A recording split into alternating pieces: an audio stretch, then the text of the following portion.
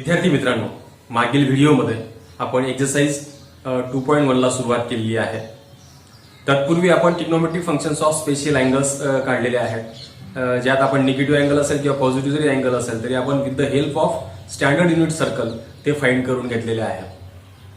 त्यानंतर आपण एक महत्त्वाचा टॉपिक जो पाहिलेला आहे, sign of trigonometric functions in different quadrants, म्हणजे वेगवेगळ्या क्वाड्रंटमध्ये प्रत्येक ट्रिग्नोमेट्रिक फंक्शनची साइन जी आहे ती कशा कशा प्रकारची असू शकते हे आपण पाहिलेलं आहे. ज्यात फर्स्ट क्वाड्रंट, सेकंड आणि थर्ड आणि फोर्थ क्वाड्रंट जे आहेत आपल्याकडे चारही क्वाड्रंट्समध्ये जे साइन्स आपल्याला पाहायचे आहेत की ट्रिग्नोमेट्रिक फंक्शनच्या साइन कशा असतात, तर ते आपण ज्या वेळेला ती फिगर काढून घेतली, ड्रॉ करून घेतली होती एक्स ऍक्सिस वाय ऍक्सिस, म्हणजे कार्टेशियन कोऑर्डिनेट सिस्टीम मध्ये फर्स्ट क्वाड्रंट मध्ये जे आहे ते सगळं जे आपले 6 ट्रिग्नोमेट्रिक फंक्शन्स आहेत ते पॉझिटिव्ह असतात. सेकंड क्वाड्रंट मध्ये फक्त साइन आणि त्याचा रेसिप्रोकल कोसेक हे पॉझिटिव्ह असतात.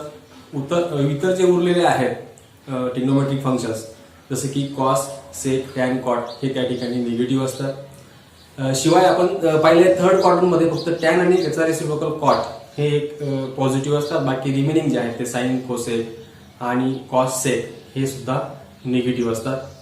आणि जो फोर्थ क्वाड्रंट आहे, फोर्थ क्वाड्रंट मध्ये फक्त कॉस आणि त्याचा रेसिप्रोकल सेक जे आहे ते पॉझिटिव्ह असतात. बाकी उर्वरित जे आहेत 4 टॅन, कॉट आणि साइन, कोसेक हे त्या ठिकाणी निगेटिव्ह असतात असं आपण पाहिलेलं आहे.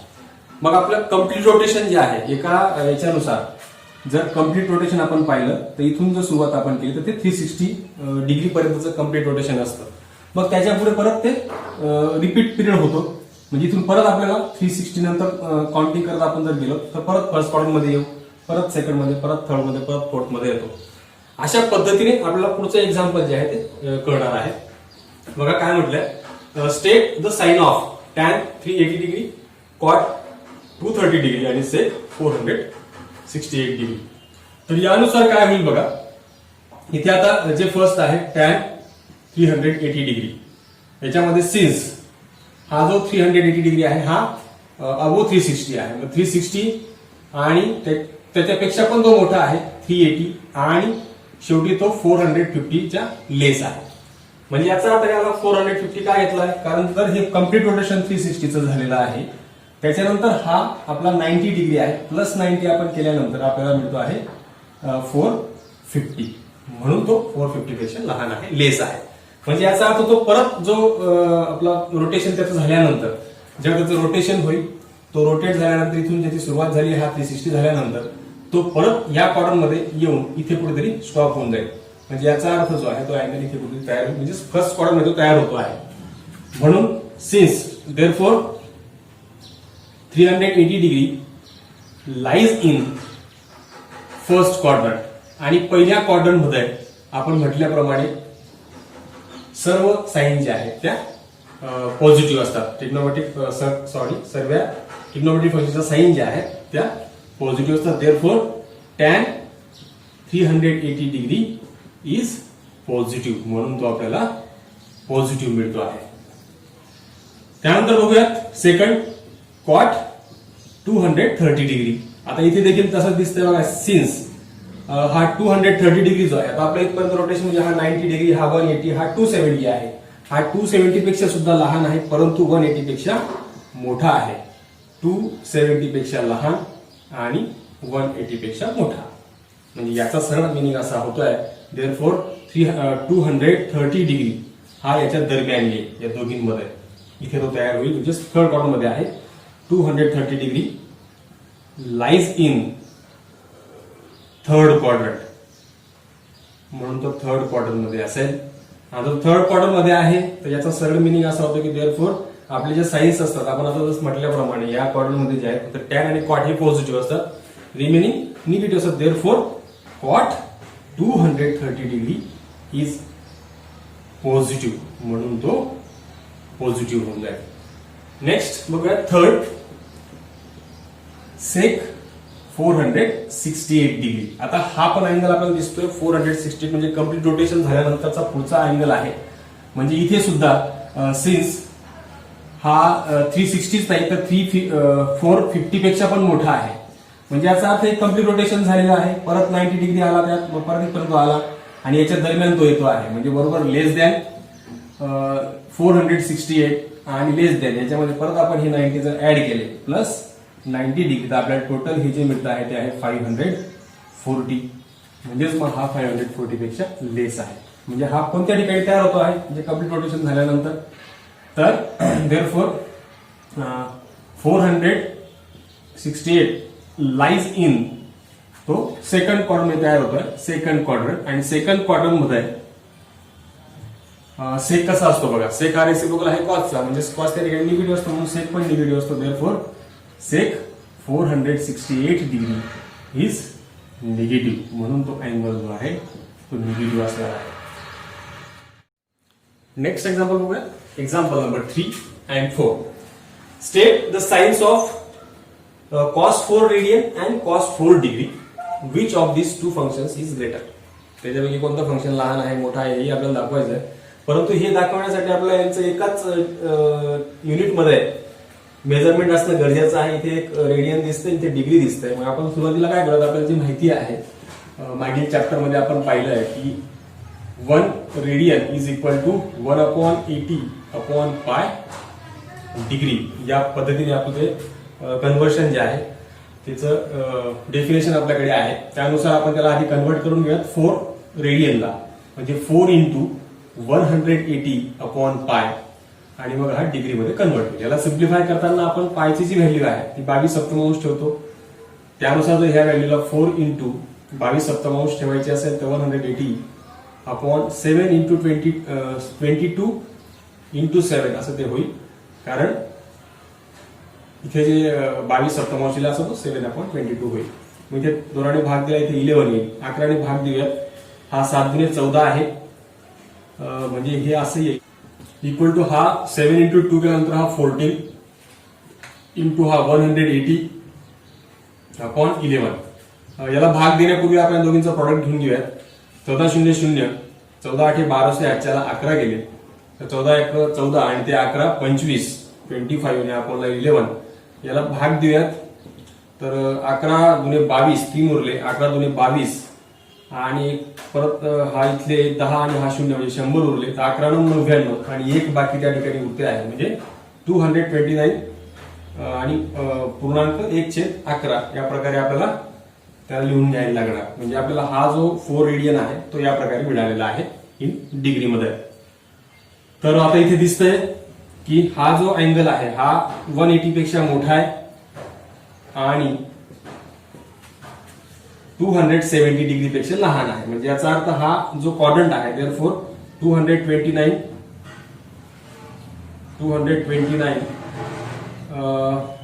पूर्णांक 1/19 डिग्री म्हणजे किंवा त्याला आपण ऑर जो आहे तो 4 रेडियन म्हणू शकतो. Lies in which quadrant third quadrant. जर तो थर्ड क्वाड्रंट मध्ये आहे तर काय होईल देअरफॉर हा जो कॉस आहे हा थर्ड मध्ये असल्यामुळे देअरफॉर कॉस 4 रेडियन इज आणि थर्ड क्वाड्रंट मध्ये कॉस जो निगेटिव्ह असतो इज निगेटिव्ह आहे. याचाच सरळ मिनिंग आहे that is cos 4 radian less than 0. तो लेस दॅन 0 असेल. आणि राहिली गोष्ट हा 4 डिग्री डायरेक्ट दिसतोय. हा 4 डिग्री जो आहे तो डायरेक्टली पॉझिटिव्ह आहे आणि वरून लेस दॅन 90 डिग्री आहे म्हणजे तो फर्स्ट क्वाड्रंट मध्ये आहे. Therefore also cos 4 degree is positive किंवा लाईज इन आधी लाईज म्हणून घेऊयात. Lies in 4 degree lies in first quadrant. जर तो फर्स्ट क्वाड्रंट मध्ये आहे तर ऑफकोर्स त्या ठिकाणी असं म्हणता येईल की therefore cos 4 degree is positive म्हणून तो पॉझिटिव्ह. कारण सगळे ट्रिग्नोमेट्री फंक्शन त्याच्यात पॉझिटिव्ह असतात. That is cos 4 degree is greater than 0. आणि याच्यावरून सहज आपल्याला सांगता येईल की कोण कोणापेक्षा मोठा आहे. Therefore cos 4 degree is greater than cos 4 radian हे सहज सांगता येईल. नेक्स्ट एक्झाम्पल बघूया. Example number 4. State the quadrant in which theta lies if sine theta less than 0 and tan theta greater than 0. हे जे एक्झाम्पल दिसतं यात सुरुवातीला हे लेस दॅन 0 आहे. याचा सरळ मिनिंग काय आहे की तो निगेटिव्ह आहे आणि साइन कुठे कुठे निगेटिव्ह असतो हे आपल्याला माहिती आहे. देअरफॉर थिटा लाईज इन किंवा साइन थिटा लाईज इन पूर्ण साइन थिटा जो आहे तो कुठे कुठे असेल आपल्याला समजतं आहे. कारण sine theta negative is negative in कुठल्या कुठल्या क्वाड्रंट मध्ये, तो सेकंड मध्ये आणि फर्स्ट मध्ये पॉझिटिव्ह, म्हणजे थर्ड आणि फोर्थ मध्ये, in third and fourth quadrant. आणि राहिली गोष्ट टॅन थिटा जो आहे ग्रेटर दॅन 0 कधी कधी असतो, देन व्हेन म्हणा, व्हेन, तसं इथे when tan theta greater than 0 कधी कधी असणार आहे, when tan theta is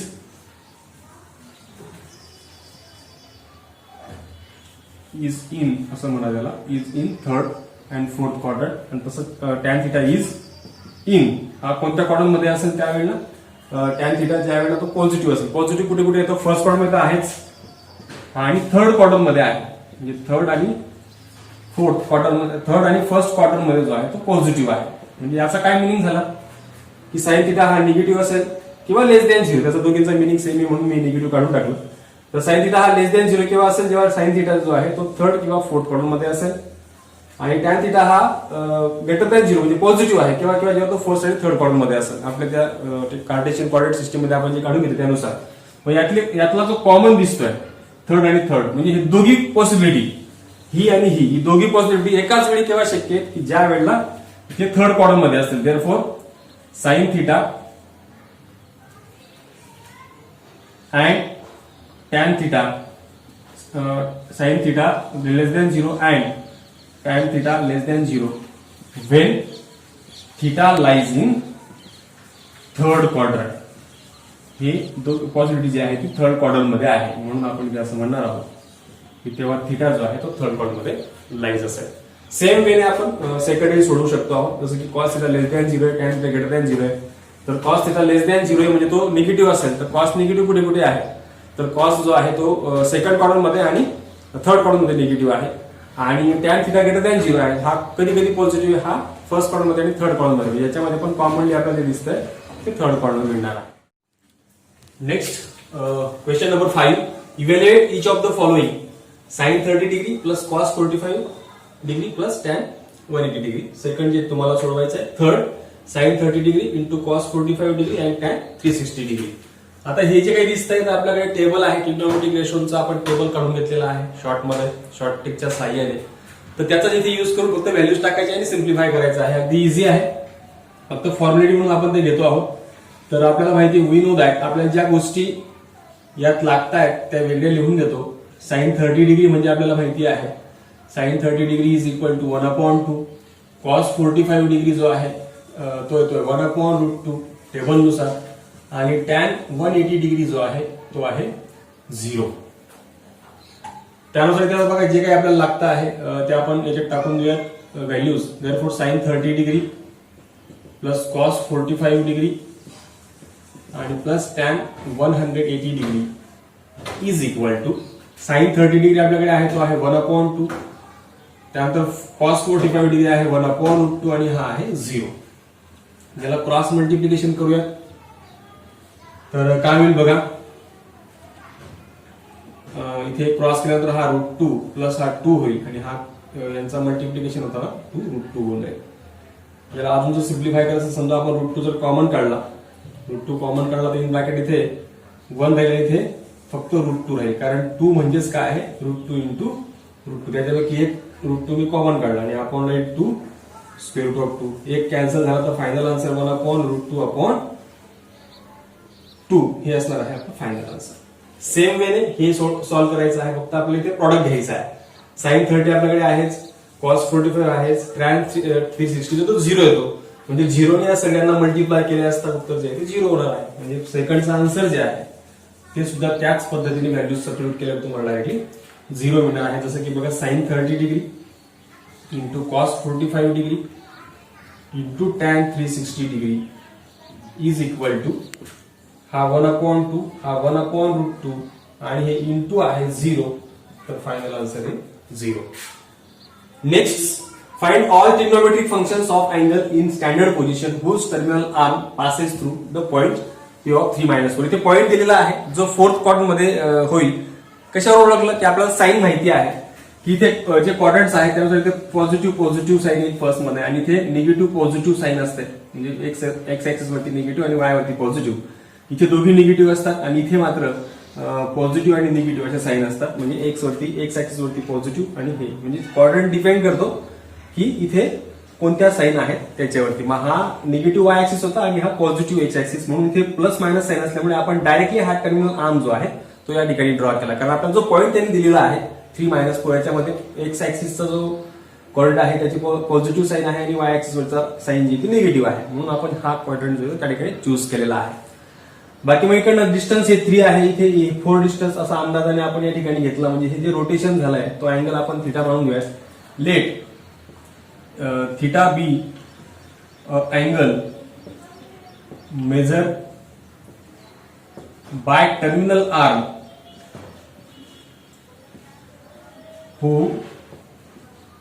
whose having point 3-4. त्याच्यावरती जो पॉइंट आहे 3-4 असलेला आपण कन्सिडर करूया. तर काय होईल बघा इथे आता. त्याच्यामुळे आपण हे जे डिस्टन्स आहे लेट याला आपण इथे समजा पी मानूयात. त्यांनी दिलेलाच आहे तो पीच आहे. तर पी ऑफ 3-4 डिस्टन्स ओपीचं जे आहे let OP is equal to, आपण पी ऑलरेडी मानलेला आहे म्हणून OP is equal to directly मला आर मानायला हरकत नाही. आणि इथे समजा आपण हा परपेंडिक्युलर काढला किंवा जसं आपण मागच्या याच्यानुसार सॉल्व्ह केलेला आहे. आपल्या ट्रिग्नोमेट्रिक रेशोच्या डेफिनेशन आपण पाहिलेले आहे कॉस टॅन कॉट सेक कोसेकच्या. तर त्या जिथे आपल्याला अप्लाय करायच्या त्याच्यापैकी आपल्याला जर समजा ते डायरेक्ट काढायचं असेल तर इथे डिस्टन्स आपल्याकडे असणं गरजेचं आहे, कारण तो हायपोटेनियस आहे. आपल्याकडे कॉर्डिनेट्स आहेत एक्स आणि वाय आहे, परंतु आपल्याकडे आर नाही. कारण आपल्या डेफिनेशन मध्ये Y upon R, X upon R, X upon Y, Y upon X किंवा 1/x 1/y या प्रकारच्या व्हॅल्यूज आहेत, परंतु आर आपल्याला लागतो आहे तो 2 व्हॅल्यूज साठी, म्हणून आपण आर आधी काढून घेऊया.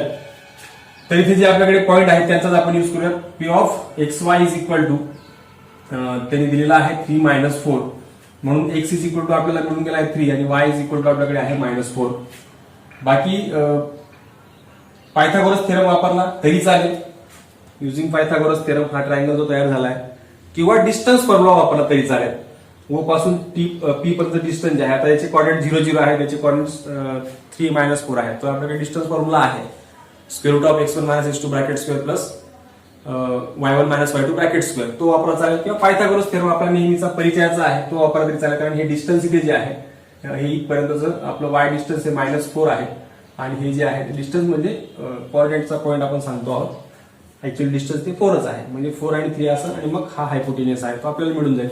म्हणून आपण तो वापरत. समजा draw PM perpendicular on X axis, तर काय होईल बघा. therefore in triangle OPM Pythagoras theorem वापरतो मी. By Pythagoras theorem r square is equal to 3 square plus 4 square, म्हणजे डायरेक्ट तो स्क्वेअर होईल. हायपोटेनियसचा स्क्वेअर आहे तर दोन साईडच्या स्क्वेअरच्या सम इतका असतो, असा आपला पायथागोरसचा थेरम आहे. त्यानुसार r इज इक्वल टू आपल्याला r square is equal to मिळतो हा 9 आणि हा प्लस 16 म्हणजे इक्वल टू 25. आपल्याला मिळतं आहे 25, म्हणजेच r इज इक्वल टू मिळणार आहे 5. एकदा का r मिळाला आपण डायरेक्ट डेफिनेशन अप्लाय करू शकतो. By definition of trigonometric functions. काय डेफिनेशन आहेत आपल्याकडे, तर साइन आपल्याला काढायचं आहे थिटा, आपण थिटा मानलाय त्याला y अपॉन r, आणि y आपण आता मिळवलेला आहे किंवा आपल्याकडे होता y -4 अपॉन हा 5, r ची व्हॅल्यू 5 आहे. तसंच cos theta is equal to x upon r, x आपल्याकडे आहे 3, हा आपण मिळवला 5, आणि tan थिटा आहे y अपॉन x, दोघी व्हॅल्यू आपल्याकडे आहेत -4 अपॉन 3, -4 अपॉन 3, आणि यांचे रेसिप्रोकल्स आहेत ते डायरेक्ट जरी काढले आपण तरी चालणार आहे. साइनचा रेसिप्रोकल आहे कोसेक, तर हा डायरेक्ट येईल -5 अपॉन 4, त्याचा रेसिप्रोकल काढला. नंतर कॉसचा रेसिप्रोकल आहे सेक, सेक थिटा डायरेक्ट मिळेल तो आहे 5 अपॉन 3, आणि टॅनचा रेसिप्रोकल आहे कॉट, तो मिळवला असेल -3 अपॉन 4. अशा पद्धतीने आपण फाइंड करू शकतो. Next question number 8. Using table evaluate the following 4 cot 45 degree -sec square 60 degree plus sin 30, आणि हे सेकंड आहे. आपल्याला फक्त जो टेबल आपण काढून घेतलाय मागच्या व्हिडिओमध्ये आपण ज्याला टेबलच्या मध्ये पायच्या स्वरूपात म्हणजे रेडियन मेजरमध्ये आणि डिग्री मेजरमध्ये दोघींचा यूज करून आपण त्या ठिकाणी जे ट्रिग्नोमेट्रिक फंक्शन्स आहेत ते वेगवेगळ्या स्टँडर्ड अँगलचे फाइंड करून घेतलेले आहेत किंवा लक्षात ठेवण्यासाठीच्या शॉर्टकट मेथड पण आपण पाहिलेले आहे. तर तेच इथे वापरायचं आहे आणि सिम्प्लिफाय करायचं आहे. काही याच्यात असं फार वेगळं नाही. तर आपल्याला एवढं त्याच्यात जे लागतंय कॉट 45 लागतोय, सेक 60 लागतोय आणि साइन 30 ते मी आधीच लिहून ठेवलंय. कॉट म्हणजेच आपल्याला माहिती आहे की 45 डिग्री काय तो किंवा सेक 60 काय साइन 30 काय हे सगळ्या गोष्टी आपल्या टेबलमध्ये आहेत. त्या व्हॅल्यूज आपल्याला माहिती असायला पाहिजे किंवा शॉर्टकट ट्रिकने तुम्हाला तो टेबल मी सांगितला आहे त्या पद्धतीने. देअरफॉर मी इथे काय 4 cot 45 degree minus sec square 60 degree plus sine 30 degree is equal to हा 4 ऍज इट इज कॉट 45 1 आहे, 1 मायनस सेक 60 2 आहे म्हणजे 2 चा इथे स्क्वेअर येईल प्लस साइन 30 आहे 1/2. हा 4 आणि हा 2 चा स्क्वेअर 4 प्लस हा 1/2. 4 4 minus plus get cancelled, remaining term आहे फक्त 1/2 आणि हे असणार आहे याचं फायनल आन्सर. नेक्स्ट त्याच पद्धतीने आहे therefore cos square 0 plus cos square pi by 6 plus cos square pi by 3 plus cos square pi by 2. इथे देखील आता हा कॉस 0 जो आहे तो 1 आहे 1 स्क्वेअर आणि हे जे काही आपण लिहिलंय कॉस पाय बाय 6 म्हणजे 30 डिग्री असतं. आपल्याला जर काही वेळेला कन्फ्युजन असेल, आपण जर डिग्रीमध्ये ते पाठ केलेले असतील लक्षात असतील आपल्या, तर फक्त ते पाय ऐवजी जो आहे तो 1 ठेवत चला म्हणजे आपल्या लक्षात येईल 7 × 18 म्हणजे 30 डिग्रीचा तो अँगल आहे. पाय बाय 6 म्हणजे 30 डिग्री आहे, पाय बाय 3 म्हणजे 60 डिग्री आहे, पाय बाय 2 म्हणजे 90 डिग्री आहे. हे इझी वेने लक्षात ठेवण्यासाठी आपण करू शकतो. तसं इथे कॉस पाय बाय 6 आहे स्क्वेअर रूट ऑफ 3/2 आणि ते स्क्वेअर असल्यामुळे हा स्क्वेअर प्लस तसंच हा कॉस स्क्वेअर पाय बाय 3 हा इथे स्क्वेअर असला काय पूर्ण ब्रॅकेटचा स्क्वेअर असला काय मिनिंग सेम असतो लक्षात ठेवा. इथे काय मग हा 1/2 ब्रॅकेट स्क्वेअर प्लस हा 0 स्क्वेअर, कारण हा कॉस 0 असा लिहिला काय किंवा कॉस स्क्वेअर 0 असा लिहिला काय मिनिंग त्याचा सेम असणार आहे. इक्वल टू हा 1 येईल इथे, त्यानंतर याचा स्क्वेअर काढला तर हा 3 स्क्वेअर रूट कॅन्सल आणि अपॉनला 4 प्लस हा 1/4 तो 0 लिहायची गरज नाही. या दोघांची बेरीज होऊ शकते 3 + 1 4/4 आणि हा 1 + 1 होईल कारण छेद समान होता म्हणून आपण त्यांची बेरीज केली आहे आणि ते 2 हे असणार आहे आपलं final answer. Next question number 9. Find the other trigonometric functions if first if cos θ is equal to -3/5 and 180 degree less than θ less than 270 degree असं दिलेलं आहे. जसं आपण एक्झाम्पल नंबर 7 सोडवलंय ना त्याच पद्धतीने करायचंय, फक्त तिथे आपण साइन आणि कॉस काढलं. इथे मात्र उरलेले जे 5 आहेत याच्या व्यतिरिक्त हे सोडून साइन टॅन कॉट सेक आणि कोसेक हे 5 ट्रिग्नोमेट्रिक फंक्शन्स आपल्याला फाइंड करायचे आहेत. सुरुवातीला त्याच पद्धतीने जायचंय, आधी रिलेशन चेक करायचं. जर इथे टॅन दिलेला असेल तर टॅनचं आणि कॉटचं रिलेशन आहे, कॉस दिलाय तर साइन आणि कॉसचं रिलेशन आहे, सेक दिलाय तर सेकचं आणि टॅनचं रिलेशन आहे, कोसेक दिलाय तर कोसेकचं आणि कॉटचं रिलेशन आहे. हे रिलेशन्स त्या ठिकाणी आपल्याला माहिती पाहिजेत फंडामेंटल आयडेंटिटीचे. म्हणजे अशा प्रकारच्या एक्झाम्पल्स मध्ये आपण फंडामेंटल आयडेंटिटी युज करतो. त्यानुसार इथे आपल्याकडे एक फॉर्म्युला आहे. We have a formula sine square theta plus cos square theta is equal to 1. Fundamental identity आहे. यात कॉस दिलेला आहे म्हणजे आपण sine square theta equal to 1 minus cos square theta याला लिहू शकतो. याला मी त्या साईडला ट्रान्सफर केलाय.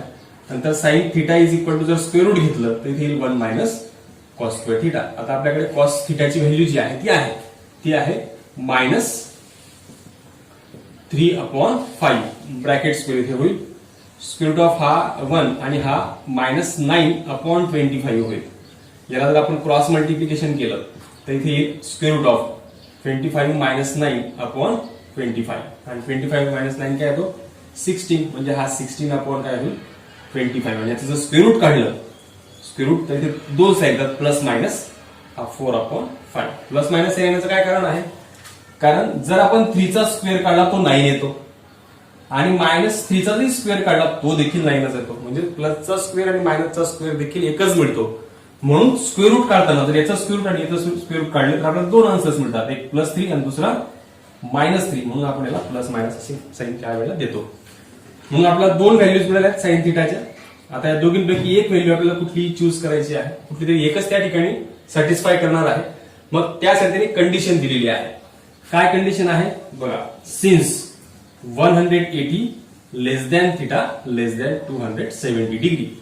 म्हणजे काय आहे ती कंडिशन, तर 180 पेक्षा तो मोठा आहे आणि 270 पेक्षा लहान आहे. म्हणजे याचा अर्थ theta lies in third quadrant, म्हणजे हा थर्ड क्वाड्रंट मध्ये तयार होतो आहे.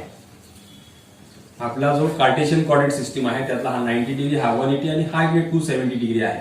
म्हणजे 180 पासून तर 270 म्हणजे हा थर्ड क्वाड्रंट मध्ये तयार झालेला अँगल असल्यामुळे त्याची साइन जी आहे, थर्ड क्वाड्रंटची जी साइन आहे, आपला साइन थिटा जो आहे थर्ड मध्ये निगेटिव्ह असतो, म्हणून इथे -4/5 अशी व्हॅल्यू येणार. साइन थिटा मिळालेला आहे, कॉस थिटा आपल्याकडे होता. आता आपल्याला मिळवायचे आहे टॅन कॉट सेक कोसेक. मग कसे मिळतील ते, तर याच्यावर आपण टॅन तर सहज काढू शकतो. Tan theta is equal to by definition sine theta upon cos theta. Sine theta आपण आता फाइंड केलेला आहे, तो आहे -4/5 आणि कॉस थिटा ऑलरेडी होता -3/5. 5 get cancel, minus minus plus झालाय, हा 4/3. टॅन थिटा देखील मिळालेला आहे. आणि आपल्याला माहिती आहे की टॅन हा रेसिप्रोकल आहे कॉटचा, म्हणून याच्यावरून कॉट सहज निघेल. Cot theta is equal to 1/tan theta, म्हणजेच हा 1/tan थिटा आहे 4/3, तर कॉट थिटा येईल 3/4. हे देखील मिळालेलं आहे. आता बाकी आहे ते सेक थिटा आणि कोसेक थिटा. सेक हा रेसिप्रोकल आहे कॉसचा, म्हणून sec theta is equal to 1/cos theta, म्हणजेच 1/cos थिटा आपल्याकडे आहे -3/5, म्हणजेच हा -5/3. हा देखील मिळाला सेक थिटा. आता राहिलाय कोसेक थिटा. हा रेसिप्रोकल आहे साइनचा, म्हणजेच 1/sin थिटा. हे रिलेशन आहे त्यांच्यामधलं इंटर रिलेशन, त्यानुसार साइन थिटा जो आहे तो आपण फाइंड केलेला आहे -4/5. याचा रेसिप्रोकल घेतल्यामुळे हा येईल -5/4. अशा पद्धतीने आपण रिमेनिंग 5 ट्रिग्नोमेट्रिक फंक्शन जे आहे ते एक दिलेलं असलं तरी सुद्धा फाइंड करू शकतो. नेक्स्ट 9 मधील 4th, tan x is equal to -5/12. x lies in the 4th quadrant. मित्रांनो, आपल्याकडे 3 फंडामेंटल आयडेंटिटीज आहेत. या प्रकारचं जेव्हा एक्झाम्पल येईल त्यात आपल्याकडे पॉसिबिलिटी अशी आहे की पॉसिबल आपल्याकडे कुठल्या कुठल्या प्रकारचे विचारलं जाऊ शकतं. आता इथे जे दिसतं आहे आपल्याला टॅन दिलेला आहे आणि उरलेले 5 जे आहेत कॉट, सेक, कोसेक, साइन आणि कॉस हे आपल्याला फाइंड करायचे आहे. मग रिलेशन शोधायचे. आपल्याकडे 3 फंडामेंटल आयडेंटिटीज आहेत. त्यात साइन दिला तर हे रिलेशन, साइन किंवा कॉस दिल्यावरती आपल्याला हे रिलेशन वापरायचं आहे. टॅन किंवा सेक दिलेला असेल तर हे रिलेशन वापरायचं आहे. कॉट किंवा कोसेक दिला असेल तर हे रिलेशन वापरायचं आहे. एक सराव म्हणून अजून एक एक्झाम्पल आपण त्यावरती घेतोय. तर इथे tan x is equal to -5/12 दिलेला आहे. म्हणजे आपल्याला आता एक रिलेशन यांच्यामधलं जे आहे फंडामेंटल आयडेंटिटी नंबर 2 हे आपल्याला इथे अप्लाय करायला लागणार. म्हणजे we have 1 + tan square theta is equal to sec square theta. आता इथे आपला थिटाचा फॉर्म्युला आहे, परंतु आपण व्हेरिएबल इथे अँगल x वापरतो आहोत म्हणून त्याला x मध्ये लिहूया. हा x मध्ये आहे. तर यात आपल्याकडे tan ची व्हॅल्यू आहे ती आपण सबस्टिट्यूट करूया. tan आहे -5/12 bracket square is equal to sec square x. Square of -5 is 25 and square of 12 is 144 equal to sec square x. Cross multiplication केलं तर 144 + 25/144 equal to sec square x. त्यानंतर इथे ऍडिशन केली आपण त्या दोघांची. 144 + 25 169/144 आणि हाच असणार आहे आपला सेक स्क्वेअर x. याचं स्क्वेअर रूट जर आपण घेतलं तर आपल्याला स्क्वेअर रूट घेतल्यावरती सेक x मिळतो आहे 13/12 आणि ही प्लस मायनस, कारण त्याचं स्क्वेअर जे आहे स्क्वेअर रूट काढल्यावरती आपल्याला दोन व्हॅल्यूज मिळतात. आता यांच्यापैकी एकच व्हॅल्यू आपल्याला हवी आहे कुठली तरी, मग त्याला ती कंडिशन दिलेली आहे. दोन्हीपैकी एक मायनस किंवा प्लस निगेटिव्ह पॉझिटिव्ह पैकी कुठला येईल तर हे डिपेंड करतं याच्यावरती की तो एक्स कुठे लाईज होत आहे. Since x lies in the 4th quadrant, जर तो 4th क्वाड्रंट मध्ये लाईज होतोय देअरफॉर काय होईल, मग आपल्याला माहिती आहे की हा जो क्वाड्रंट आहे फर्स्ट क्वाड्रंट मध्ये सगळे पॉझिटिव्ह आहे, सेकंड मध्ये फक्त साइन आणि त्याचा रेसिप्रोकल कोसेक पॉझिटिव्ह आहे, थर्ड क्वाड्रंट मध्ये फक्त कॉस आणि त्याचा रेसिप्रोकल सेक पॉझिटिव्ह आहे, सॉरी टॅन आणि कॉट त्यांचे एकमेकांचे रेसिप्रोकल आहे. आणि 4th क्वाड्रंट मध्ये फक्त कॉस आणि सेक हे पॉझिटिव्ह असतात. मग आता इथे आपण पाहतोय की हे फोर्थ क्वाड्रंट आहे आणि त्याच्यामध्ये सेक जो आहे तो पॉझिटिव्ह असतो. आपण जो कार्टेशियन कोऑर्डिनेट मध्ये आपण काढून घेतलेला आहे त्यानुसार हे सेक जो आहे तो पॉझिटिव्ह व्हॅल्यू आपल्याला घ्यायला लागणार. दोन व्हॅल्यूज पैकी आपण पॉझिटिव्ह व्हॅल्यू घेतली आहे. मग आता आपल्याकडे सेक आलेला आहे, टॅन दिलेला होता ऑलरेडी. तर मग आता राहिली गोष्ट काय, बाकीची उर्वरित काढायची आहे. त्याच्यापैकी 5 पैकी 1 मिळालेला आहे. मग कॉस याच्यावर आपण काढू शकतो कारण कॉस आणि सेकचं रिलेशन आहे ते एकमेकांचे रेसिप्रोकल आहेत. म्हणून हा 1/13/12 is equal to 12/13. Cos X देखील मिळाला. नंतर कॉस जर मिळाला तर आपण त्याच्यावरून साइन काढू शकतो आहोत. किंवा दुसराही मार्ग आपल्याकडे आहे कारण tan X is equal to जो आहे आपल्याकडे sine X upon cos X, या साह्याने पण आपल्याला साइन मिळवता येईल. जसं की आता याला मी कॉसला इकडे पाठवला तर काय होईल, देअरफॉर याला आपल्याकडे आता जे आहे ते एका साईडला आणि जे मिळवायचं आहे ते एका साईडला घ्यायचं असेल. आपल्याला मिळवायचं आहे आता साइन, तर मी कॉसला इकडे पाठवतो, मला sine x is equal to मिळेल tan x into cos x. मग बघा टॅन एक्सची व्हॅल्यू आपल्याकडे आहे ती आहे -5/12 आणि कॉस एक्स आपण आता जस्ट फाइंड केला 12/13. अशा पद्धतीने आपल्याला ते मिळू शकतं. आता बघा जसं इथे हा कन्सेप्ट वापरून आपण कॉस इकडे आणला, टॅनची व्हॅल्यू जी टाकली तर इथे 12 कॅन्सल होतोय म्हणजेच -5/13 फक्त उरतोय. म्हणजे हा मिळाला साइन एक्स. आता साइन एक्स येऊन गेला, सेक आहे, कॉस देखील येऊन गेला. आता काय बाकी आहे, साइनचा रेसिप्रोकल कोसेक.